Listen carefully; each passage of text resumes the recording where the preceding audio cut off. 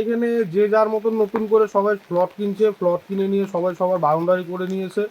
করে নেওয়ার পরে এই কারণে এখন নালার জল সব মানুষের বাড়িতে ঢুকতেছে। বুধবার রাতভর প্রবল বৃষ্টির জেরে জলমগ্ন হয়ে পড়েছে ডুয়ার্সের বেশ কিছু এলাকা। বহু বাড়ি এখনো পর্যন্ত জলমগ্ন অবস্থায় রয়েছে।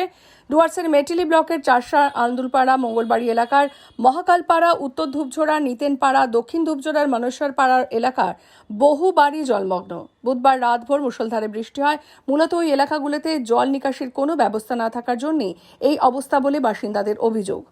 মঙ্গলবাড়ির বাসিন্দা সৌরভ দে জানান, অনেকেই এলাকায় বাড়ি করেছে নিকাশি নালা বন্ধ করে দিয়ে। জল নিকাশির কোনো ব্যবস্থা না থাকার ফলে জল বেরোতে পারছে না, তাই মানুষের বাড়িতে জল ঢুকে যাচ্ছে। একই পরিস্থিতি উত্তর ধূপঝোড়া, নিতেনপাড়া এলাকাতেও। সেখানেও কয়েকটি বাড়ি জলমগ্ন হয়ে রয়েছে। এদিন সকাল থেকে ওই দুই এলাকার বিভিন্ন রাজনৈতিক দলের নেতৃত্বরা পরিদর্শনে যান।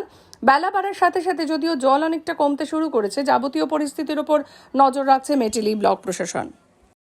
এখানে যে যার মতন নতুন করে সবাই প্লট কিনছে, প্লট কিনে নিয়ে সবাই সবার বাউন্ডারি করে নিয়েছে। করে নেওয়ার পরে এই কারণে এখন নালার জল সব মানুষের বাড়িতে ঢুকতেছে। আচ্ছা, এটা লাগাতার এটা কি হচ্ছে গত কয়েক বছর ধরে? গত বছর অবধি এই সমস্যার সম্মুখীন হতে হয়নি, কিন্তু এই বছর এই যে নতুন করে সমস্যার সম্মুখীন হতে হচ্ছে। একবারই দুবারই নয়, মিনিমাম 15-20 হয়।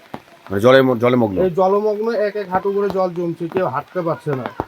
আর বাদ বাকি তো সব আপনারা নিকাশি নালার ব্যবস্থা সেই রকম নেই এখানে। নিকাশি নালার ব্যবস্থা সেরকম নেই। আর নিকাশি নালার ব্যবস্থা যেরকম ছিল, যে যার মতন প্লট করে দিয়ে ওই নালার আজকের ডেটে নালার কোনো অস্তিত্বই নেই। আজকের থেকে 4-5 বছর আগে যেখানে নালা ছিল, সেই নালার কোনো অস্তিত্বই নেই। জলটা আসছে কোথা থেকে? জলটা আসছে ওই যে সবাই প্লট বন্ধ করে দিয়েছে।